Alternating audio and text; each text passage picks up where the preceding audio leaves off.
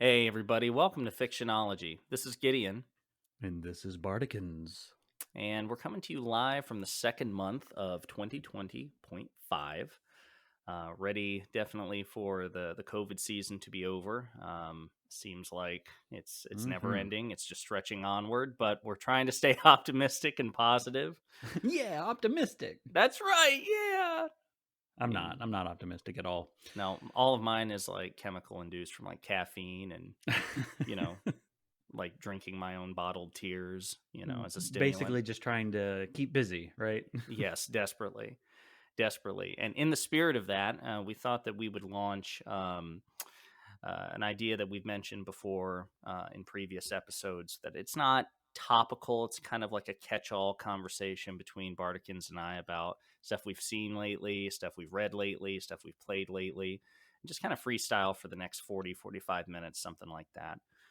We got a range of things we want to talk about. The subjects will probably delve more deeply. I think that would be fair to say, Bardikins, in possible like later episodes, But just kind of a catch-all of what we've been doing since 2020 ended and 2021 began.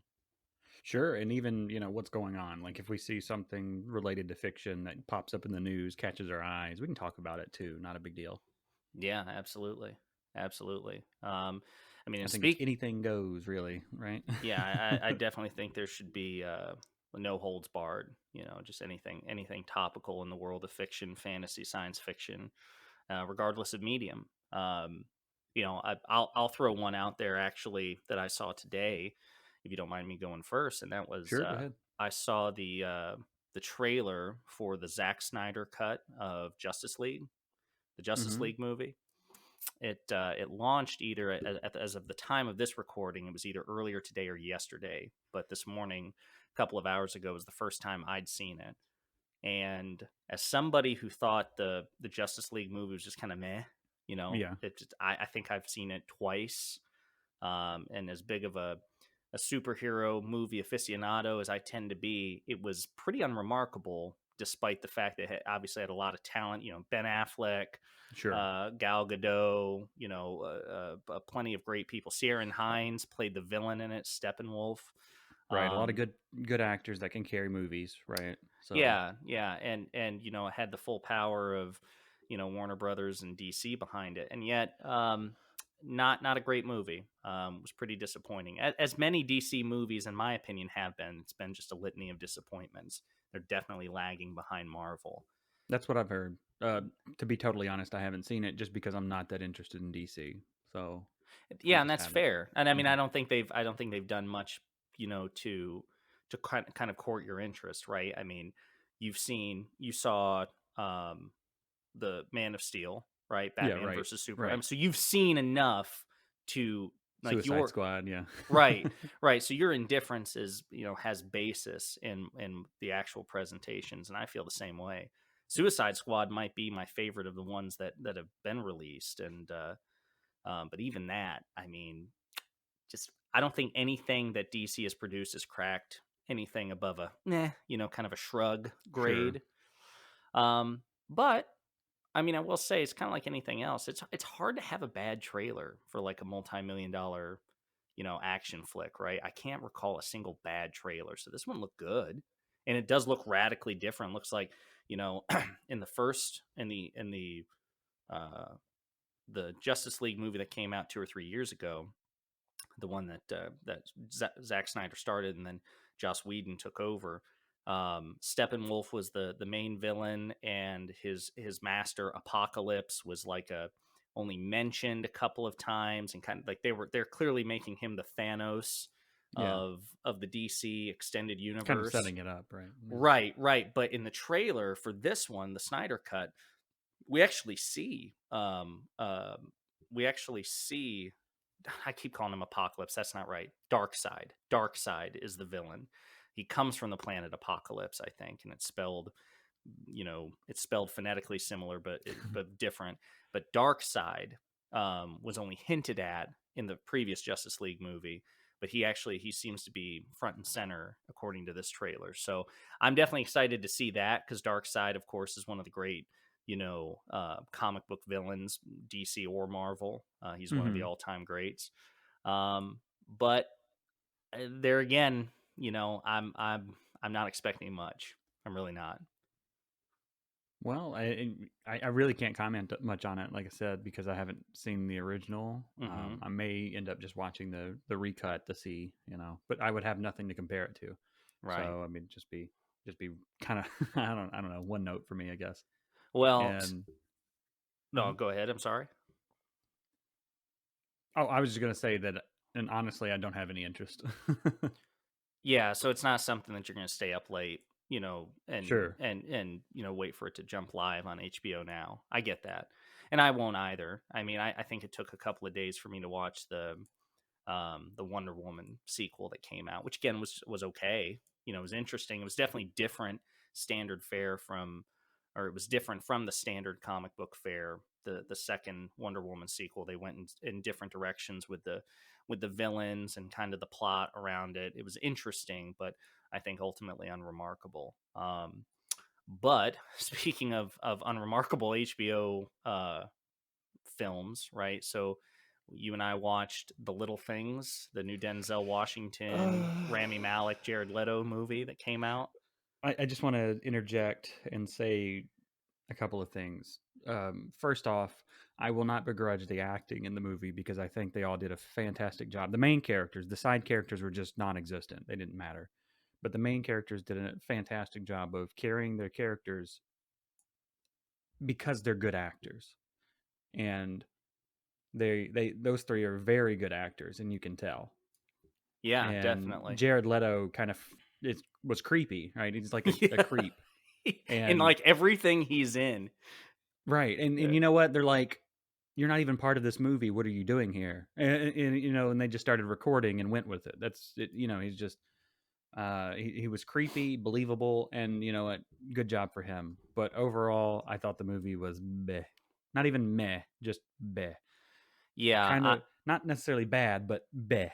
right, but like skirting it is between, it's in that limbo between meh and bad. So meh, Yeah, right. right? I mean, like it's stretching towards bad, but It's doesn't starting to quite spell make out it. bad. Yeah. Yeah, but it doesn't quite get there. Yeah. Man, I'm with you. That was a chore to get through. It was 2 hours of nothing. I mean, so again, I'll echo the sentiment with Rami Malek, Denzel Washington, Jared Leto are all fine actors. In fact, Jared Leto has been nominated for, I think it was like a Screen Actors Guild award Hmm. and like an Oscar nomination for this role.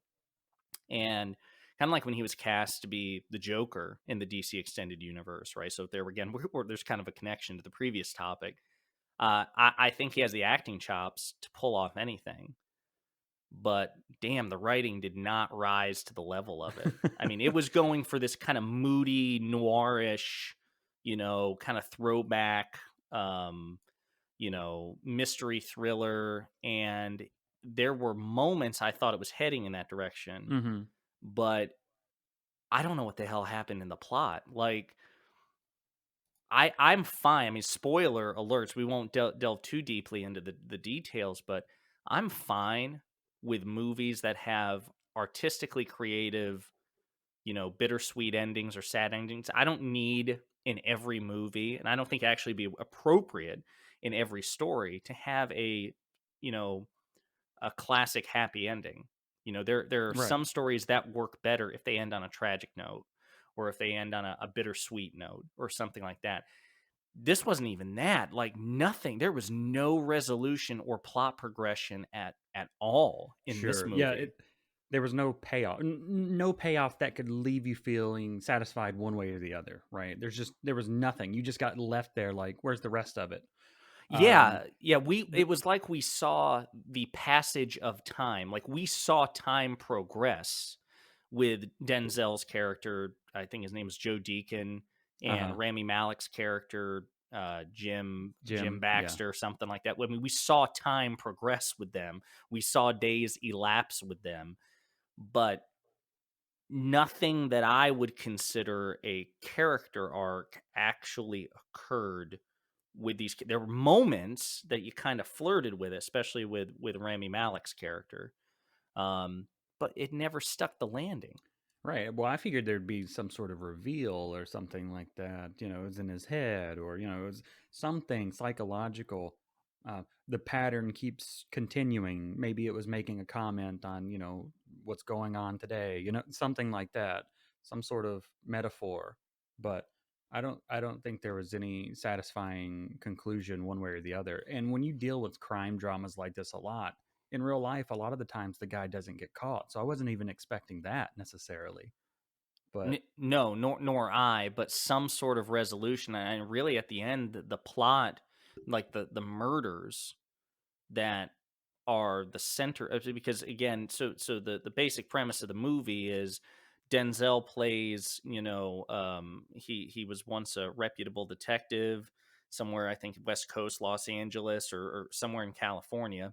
He has since taken an assignment, off in the boonies. He has to go back to the city, and he encounters Rami Malek, who's the new hotshot rising star in the precinct, and they collaborate on a series of murders.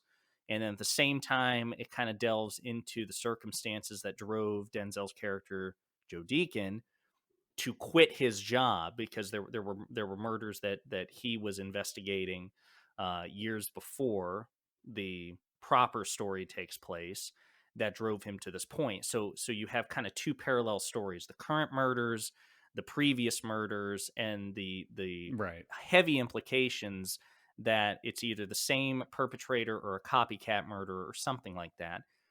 And then, of course, you have Jared Leto's character, who is the primary suspect, him basically being the Joker, but minus the Right. makeup and facial tattoos. He's just this creepy weirdo.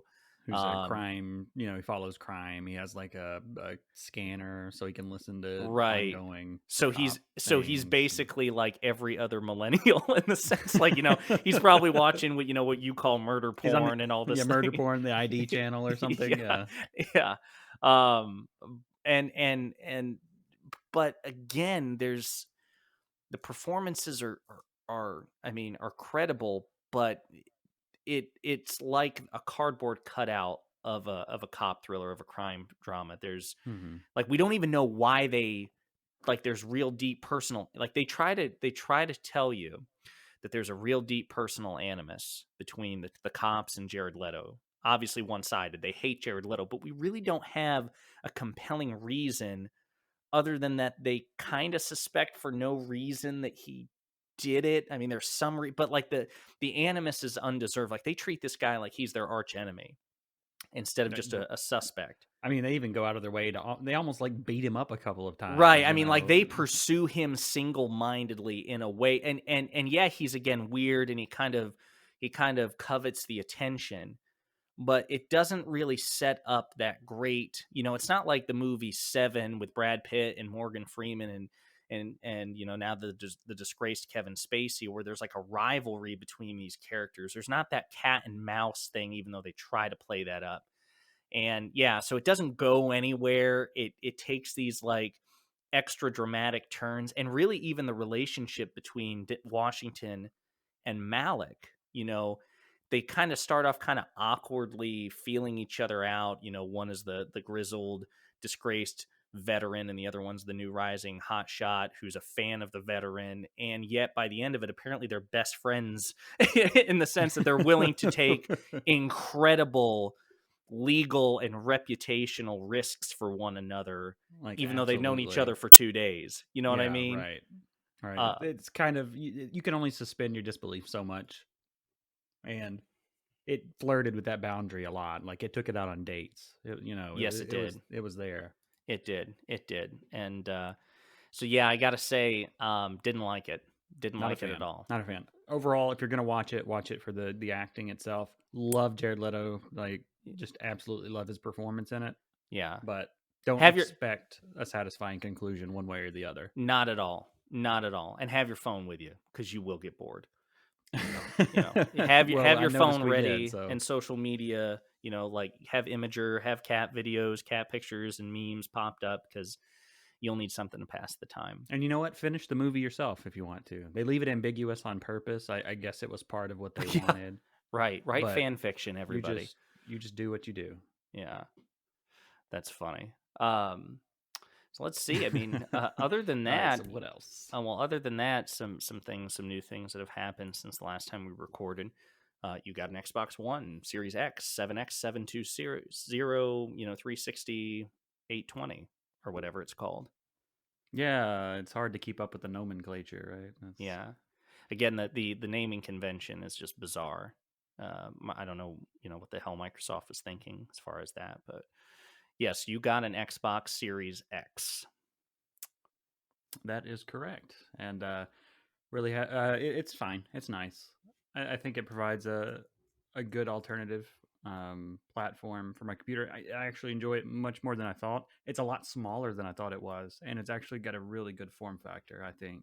Yeah, the pictures were very unflattering. It made it look like a damn milk crate. Crate, you know what I'm saying? Like that kind of And pitted surface, and it kind of is a milk crate, but the way they textured the top and angled it slightly, I think actually makes it look fine. It doesn't look bad at all. It just looks like a modern industrial, sort of design. no, I agree. I mean, but that's what I'm saying. Like the contrast for me, it took me off guard that it's not a very photogenic, it's not a very photogenic console.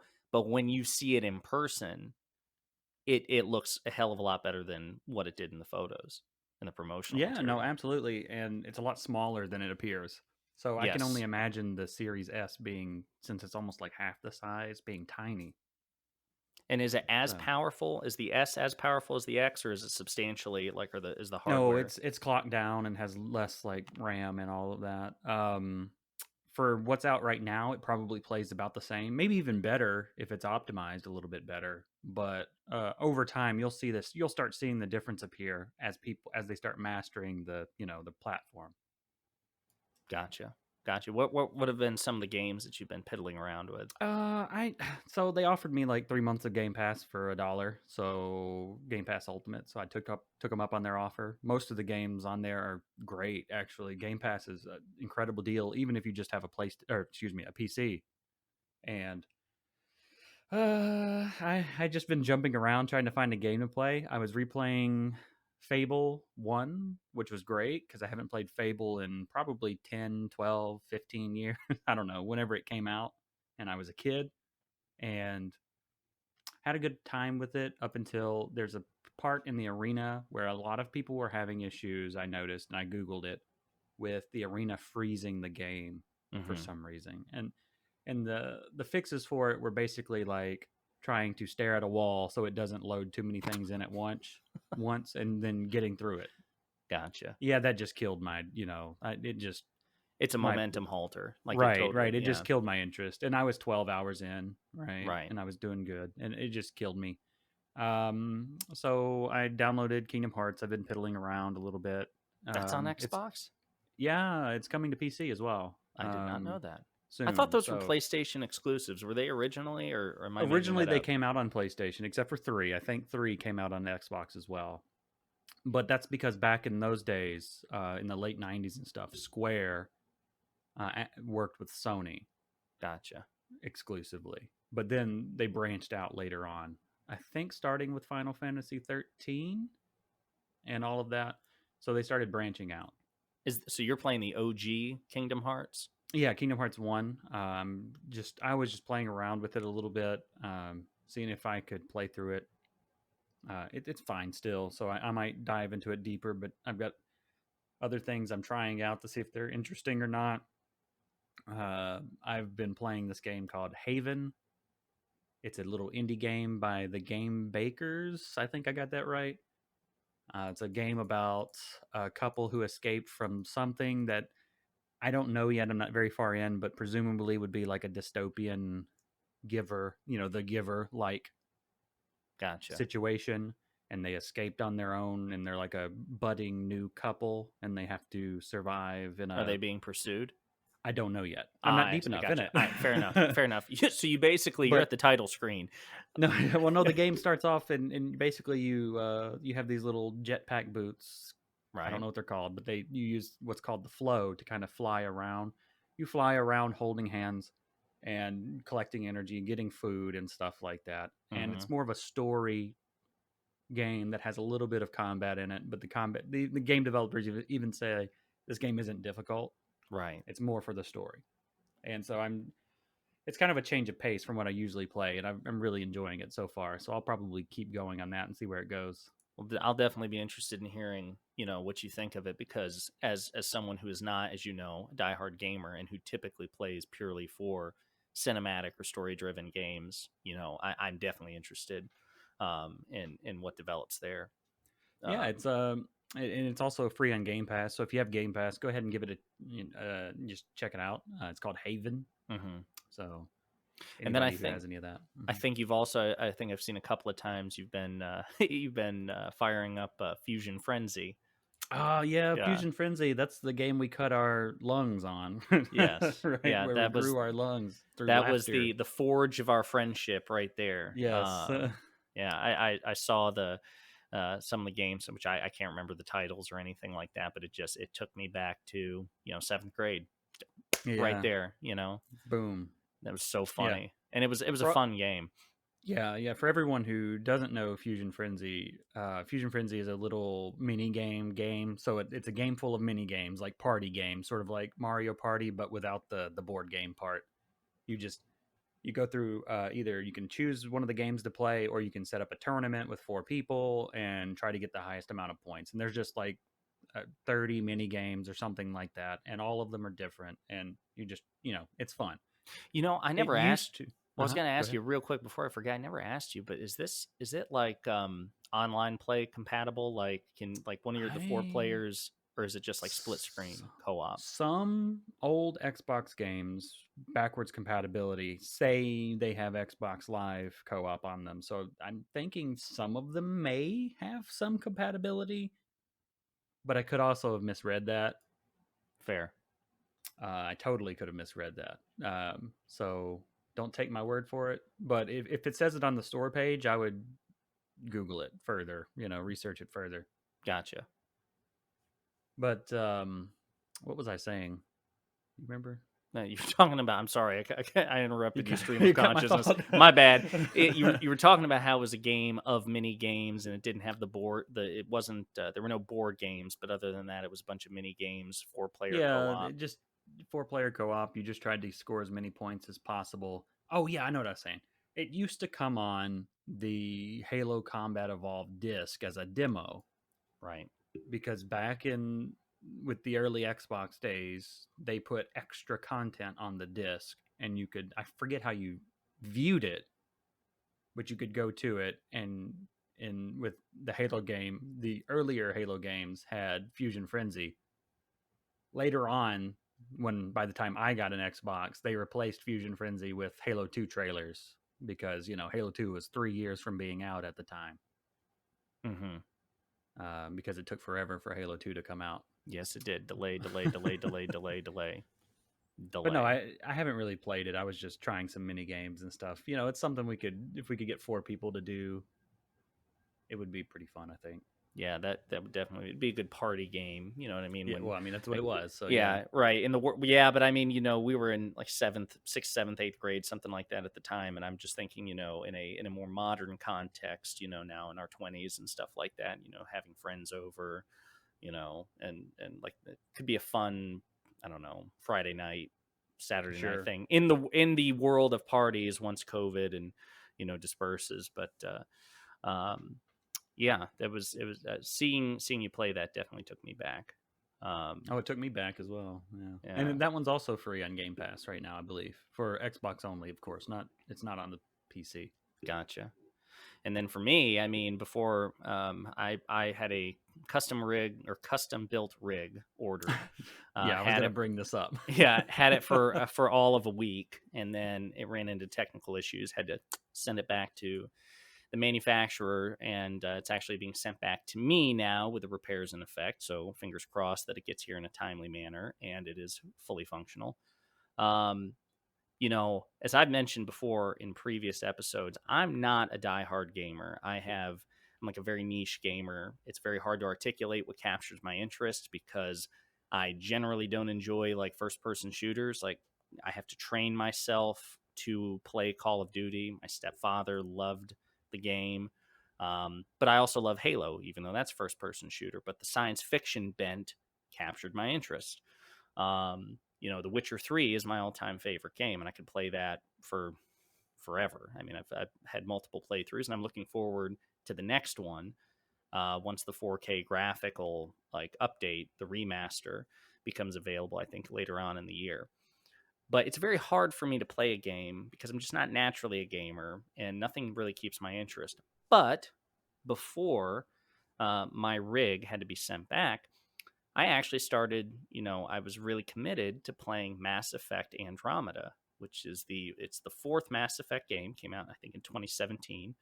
Um, I was a devout fan of the first three. Hmm.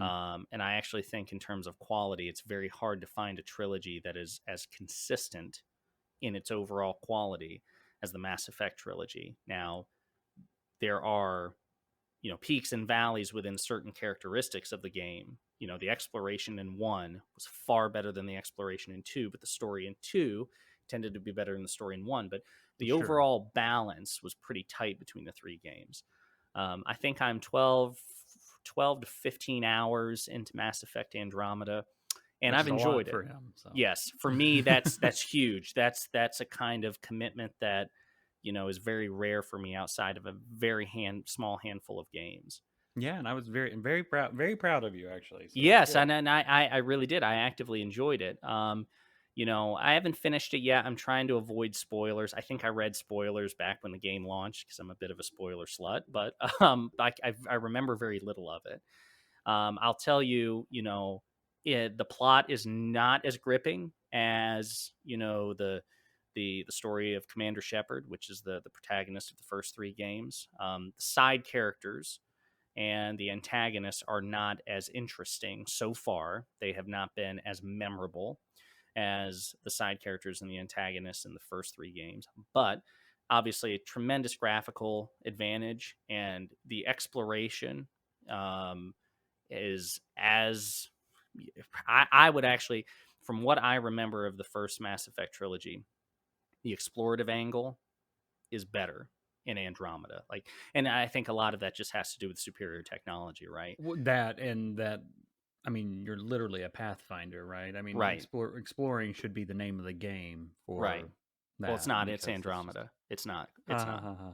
Ha. Haha. No, but you're right. I mean, in function, that is what your character is. In the first Mass Effect trilogy, you were essentially a special ops agent. You were, this black op, the equivalent of like a CIA, Yeah, the wet first work human one, right? assassin. Right. I Yes. remember. And so there was a sort of a mythic element to your character. I mean, you were a trendsetter. You were the first. You were a paragon of your species.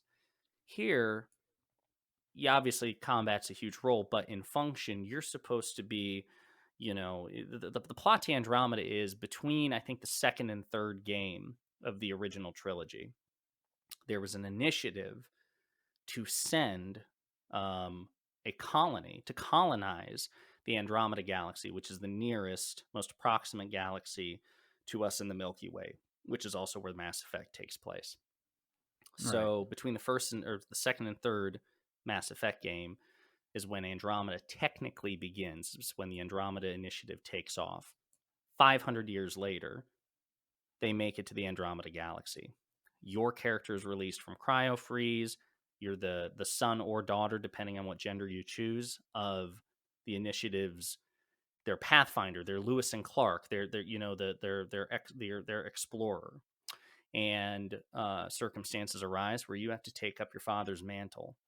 And so instead of being special forces, directed towards combat, you're supposed to find a home for not just your species, but the other participants of the Andromeda program. Naturally, you run into enemies. Naturally, you run into the standard, ancient precursor, mysterious forerunner race trope. And how that unfurls, yet, I don't know. I expect it'll be quite predictable. It'll follow the same trajectory that most of them do. Sure. But so far, like I said, I've had a lot of fun. I mean, it's kind of like I enjoyed Jedi Fallen Order for its explorative and world building angle, even though that there were other Star Wars games probably with better plots and more memorable main characters. the immersion. I felt engaged as I play this character. Well, that's Um, good. so it's been fun, and I'm looking forward to firing it back up. Good. And yeah, and I hope everything goes well with the computer, so you can do that. Slap the solid state drive back in there and Yeah. start that baby right back up where you left Yes. off. One hopes. One hopes. Um, anything else as far as like stuff you've got in the pipeline, or Um, I've only got a couple of small things to mention, I suppose. Of course, I'm going to continue playing Majesty 2. I've been having good fun with that, so I'm going to continue to put that out. Um, I, our audience probably doesn't know, but I've been messing around with streaming Morrowind on Twitch, which I will then, of course, save the VOD and edit a little bit, just add some notes or whatever, and then upload it to YouTube for everybody to see as well. So I've streamed 2 episodes, and I don't have a regular schedule yet, but I'm just going to stream through Morrowind, upload them to YouTube. Morrowind's one of my favorite games of all time, and I just want to share all of the interesting things about the game with everybody, especially what I remember from as a kid, still to this day, especially a lot of the early areas. So the first few episodes are going to be really, really interesting because I used to have Gideon's strategy guide. Funny enough, he gave it to me or let me borrow it, and I never returned it, whichever one. so you stole it? And That's theft.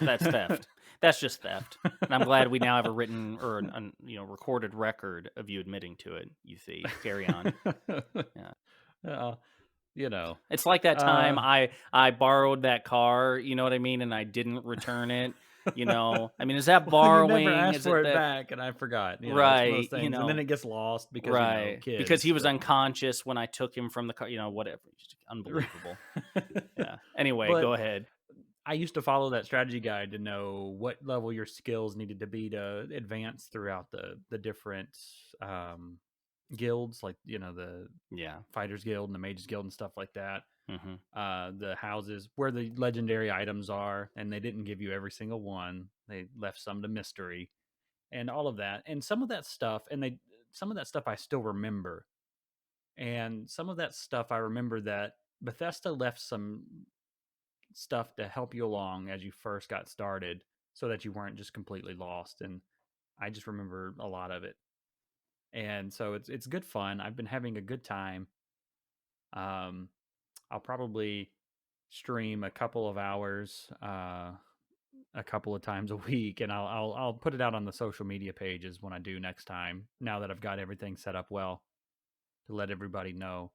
But yeah, if you're not already a part of it, I would just ask that you guys go to twitch.tv/fictionology and follow us. And if you're just interested in watching the stream, join us when we do it. If not, or join me when I do that, anyways. If not, just go ahead and you can go ahead and wait for the VOD to be uploaded on YouTube. And either way works for me. Or we'd appreciate both, really. I mean, you Yeah, know, sure. Hey, uh, if you want to do 2 hours, 3 hours on Twitch and then watch it again 2 or 3 hours in case it's you not missed like something, hey, anybody's got anything going on. You know what I that's mean? right. I mean, it's not like you're going anywhere. It's not like you're hanging out with anybody. Nobody has lives. Yeah, right. I Oh, want to go have hot wings in a restaurant. what are these things you call hot wings restaurants? I've heard of them. Mm, I've yeah. seen them like on cave paintings. Like From the they're olden yes, from times. the olden times. I don't know What why do I they was say? The halcyon years, or is that how you pronounce it? the halcyon years of your stuff. Yeah. Yeah. I'm looking forward to that. I'll tell you the uh, Morrowind, which again I never got quite into Elder Scrolls nearly to the depth that you did. I was surprised again seeing you play because I remember having Morrowind on the original Xbox, and I was impressed at how um, the graphics were just good, or they were good Yeah. on the PC, and they were better than I expected. I was expecting them to be quite primitive, and obviously they still are, right, in many Right. respects, but not as primitive as I They're expected still them. old. Yeah, They're still they're still in that era where 3D was first being, perfected and everything, and it's not detailed, but it's also not chunky, so it's not going to look like a N64 game, right? Chunky. Yes, it has slimmed Um, down. It's been, yeah, it's intermittent fasting, and on the counting yes, calories. Yeah. that's right. But at the same time, on the computer, it's a little bit different because now with modern devices, you can set them to the maximums that they had planned, like the draw distance and shadows and all of that. So Yeah. it looks the best of the best that it could possibly look without mods. And I don't play with mods, so Gotcha. it still looks good. And the Right. sounds are still great, except for there's a glitch that I've been working with where the sounds are sometimes 10 times louder than everything else. Hurt my head so bad, but I'm editing that out of the videos, or I'm lowering, I guess they call it compression or something. I'm not Yeah. good with audio stuff, but um they but yeah, other than that, the music in the game, like the music has been top notch and still is top notch. It's still the favorite soundtrack of any of the Elder Scrolls games for me, especially the main theme when you first open up the game, and the theme plays, and then it kind of spells out Morrowind, and then the triangle, the Imperial Diamond or whatever, with the tribunal and everything. Did it have the Imperial Diamond, or is it just the tribunal? I can't remember I now. can't See. remember. You're asking the wrong person there. Like I don't know. I don't know enough to correct Okay, you it's the on that. tribunal triangle, and inside of the tribunal triangle is the Imperial symbol, the diamond or whatever, with the dragon. Gotcha. Okay, there we go. I wasn't Okay. crazy. Well, all right. We finally have a definitive answer there. I think everybody was waiting on the edge of their seats with bated They breath. were. They were. But anyways, the reason why I'm playing that, a lot of people really love the role playing aspect of Morrowind, like having levitation spells, things that don't mean anything. A lot of little extra things they have in the game, spells, potions, books that are just useless and have no point, but in case you were role playing for yourself or something, are still there, Mm-hmm. that were kind of taken away or consolidated in the older or later games. But they don't like the combat. The combat is still dice rolling combat from the older games, and from just older RPGs in general. And so sometimes it can be a little boring. So if you've always wanted to play or watch Morrowind, I'm going to try to do a full playthrough, however many hundreds of hours that may You mean take. it's not gonna be one of those 7-minute speed runs? No, Yeah. no, but you could. It's such a broken game that I'm sure the speed run for it is like a minute at most, probably. That's So crazy to think about. It really is. just because it's so broken, you can create spells that make you basically teleport to the end of the game, I'm sure, within a minute or two of loading the game. So Gotcha. I mean, it's just incredibly broken. But that's just, if you play within the boundaries, you can get hundreds of hours out of it, Yeah, right? if you're not cheesing it. Um, Yeah.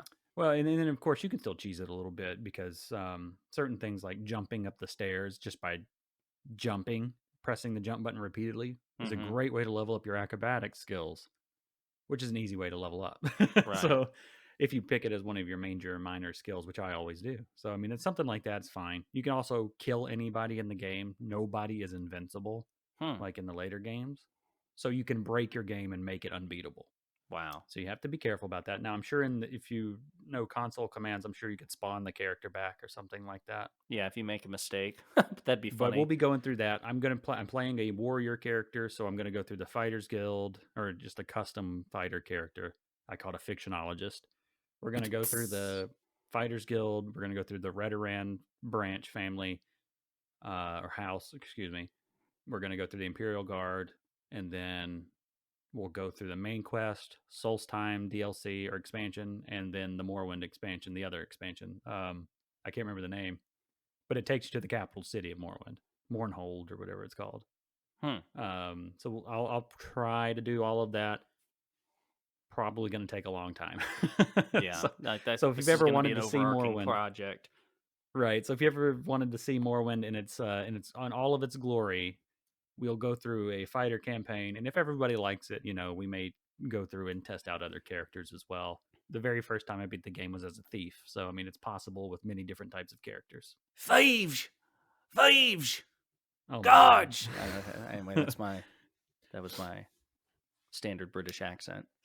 Yeah, Uh, but I would certainly appreciate people watching it either way, and let me know if you have any memories or anything about Morrowind. Do you throw that And Twitch? It's twitch.tv/fictionology. twitch.tv/fictionology. Yep. Well, good And deal. yeah, I'll try to make sure we stream that and have clever puns for the title and all of that nonsense while I figure out how to work Twitch. As well, you should. Without puns, it's not even worth starting. Like, it's a non-starter. But yeah, I mean Well, that's about all I have. I don't know if yeah. you have anything else, or you Well, want to. the only thing I want to throw in here is as far as like recent forays into fiction, I will say, because I'm very interested to see where it goes. So, um, Marvel and Disney have a various Star Wars comic lines, and one of the mainstays is the titular Darth Vader comics, and there's been like two iterations of it. One that took place right after A New Hope, between A New Hope and The Empire Strikes Back, and then a second series that was set right after Revenge of the Sith, so it was earlier in the timeline. And now we're on the third comic, Darth Vader comic, which is set after The Empire Strikes Back, before Return of the Jedi. And what's interesting is this is the first of the comics that takes place after the release of Star Wars Episode 9, The Rise of Skywalker. So now that, again, on paper, as of this moment, that the Skywalker saga has concluded from start to finish, and there's going to be no more additions, they say. It's interesting They that say. they say, which they will say something else later on down the road, I'm almost certain, but this iteration of the comic actually takes um, plot points and lore from the Rise of Skywalker into consideration, particularly about the planet Exegol, where the Emperor was reborn in the Rise of Skywalker and it was his base of operations. That movie indicates, and the novelization indicates, that it's been an ancient Sith stronghold for centuries or millennia. It's been like the secret last readout of the Sith. And Darth Vader has a wayfinder leading to Exegol. That's what Kylo Ren finds at the beginning of The Rise of Skywalker. Well, obviously, Exegol, all of that was invented for The Rise of Skywalker. So none of the previous books or comics make any reference to it, right? It's kind of a retroactive continuity. So this comic line is actually dealing with that. And the last issue, which came out as of the time of this recording, it was like 4 days ago.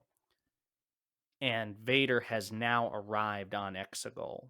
And the next issue is going to be in April. I think they're taking a month off. But it's very, very interesting because in the Vader comics so far, Disney's definitely embraced the Vader as a badass trope, right?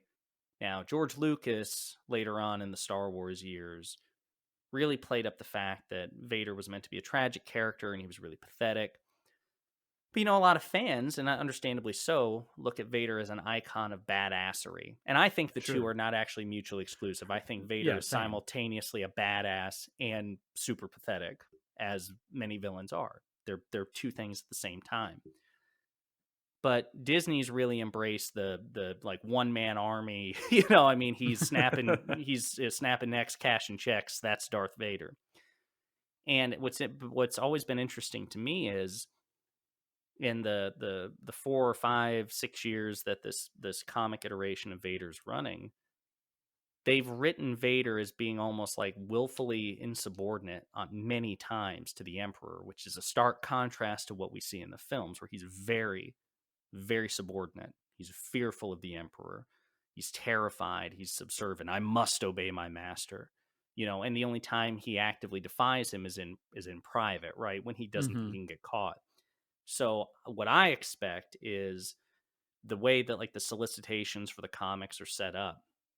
Like in a couple of issues ago, the Emperor brutally punished Vader with the Force. I mean, tortured him, ripped his legs off with the Force, and nearly killed him. Like it was a great curb stomp slap down of Vader, and kind of a reaffirmation of the Emperor's supremacy, which we hadn't seen before in the comics, because Palpatine in the comics is very indulgent of Vader. He's like almost playing mind games with him, is like provoking him to be insubordinate and to be willful and things like that. Like he's poking the bear.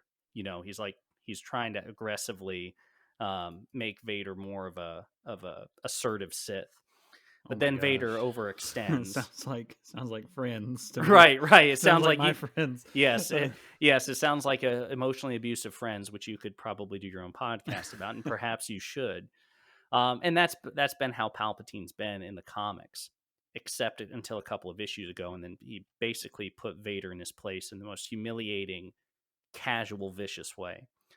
And this arc is setting it up that Vader is now. This is after Empire Strikes Back, so he's already made the offer to Luke to join him as father and son so they can overthrow the Emperor. So at this point, he's now in many ways open rebellion. He is looking actively to overthrow the Emperor, and he's just gotten to Exegol. So it'll be interesting. I'm excited to see because by the time of Return of the Jedi, when we see this in Return of the Jedi, Vader is timid. Vader has basically abandoned any hope of overthrowing the Emperor, and he says, you don't know the power of the dark side. I must obey my master. And when he brings Luke to the Emperor, so he doesn't even try to conspire against the Emperor anymore. And my thinking is my theory, and I think many others as well. I don't want to say that I originated with this theory, but my speculation is by the end of this arc, Vader will get his Wayfinder, which ties into Rise of Skywalker, but that will recontextualize the relationship with the Emperor. He'll realize effectively that the Emperor is immortal. That if he'll see what's going on in Exegol, and that the cloning facilities and stuff like that, and basically it will break him. Like I can't. There's no hope of overthrowing this guy. Like this is Vader. I think Vader will. This is what will explain the personality difference between the defiant, willful, you know, Machiavellian Vader of The Empire Strikes Back Hmm. and the timid, resigned pawn of Return of the Jedi. I think this is what will explain it. And I think if they do that, it will give the Rise of Skywalker's lore much more weight if they can kind of retroactively say, look, this is what made Vader say, oh, to hell with it. I, this is my destiny. I'm just there's no hope for me. There's no hope for Luke. This is all there is. And so I'm really interested in seeing where it goes.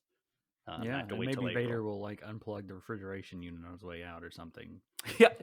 Well, yeah. He might do something at a spot, and it's actually been interesting because that may be the case that they may do it in a way that I doubt they'll do it this way, but it's possible that Vader will do something on his way out that will cause Palpatine to be the kind of eldritch wreck that we see him be for the most of the Rise of Skywalker. So I doubt it because they already offered an explanation as to why that's the case, but it's entirely possible. So, and that was the last thing I had. I'm really interested in seeing that how that comes to Yeah, fruition. yeah. Let me know how it goes. Then I'm Yeah, not a big comic definitely. reader, but yeah, Yeah, yeah. nor I usually, but I make an exception for, like specific characters, specific storylines for specific franchises. So we'll see where it goes.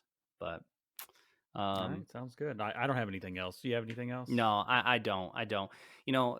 Everybody, we hope you enjoyed this. Like I said, we're looking to not only diversify the topics and the episodes that we talk about, but we also plan on, I don't know if it'll be an every week thing or a twice a month thing, but we plan on having these sort of freestyle fireside conversations about stuff we've read, watched, and played lately. And this is the first episode of that, so we hope you enjoy it.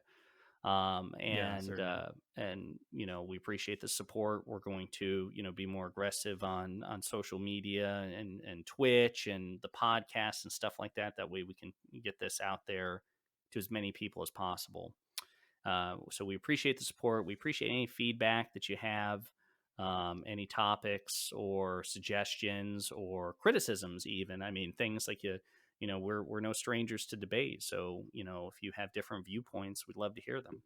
Um, but yeah, Yep, that's what we're gonna do, and of course, you can look forward to more content, gaming content from me mostly, just because that's my biggest interest, and then some other content that Gideon will be putting out by himself as well in the near future. Yeah, I'm finishing up the reread of what's it's definitely my favorite Star Wars book. It might be my favorite book of all time. I'm vacillating on that, but I plan on doing like a solo deep dive into what I think is an incredible novel called Star Wars Dark Rendezvous by Sean Stewart. Great book, and I look forward to sharing that with you once I finish my reread and my notes. So, but yeah, that's all I have, Bardikens. All Anything right, else? well, let's take it out. Okay. All right. Everybody, again, we appreciate the support. Please like, subscribe, and we look forward to the next episode with you all. Thank you. Yeah, thanks, guys. Bye.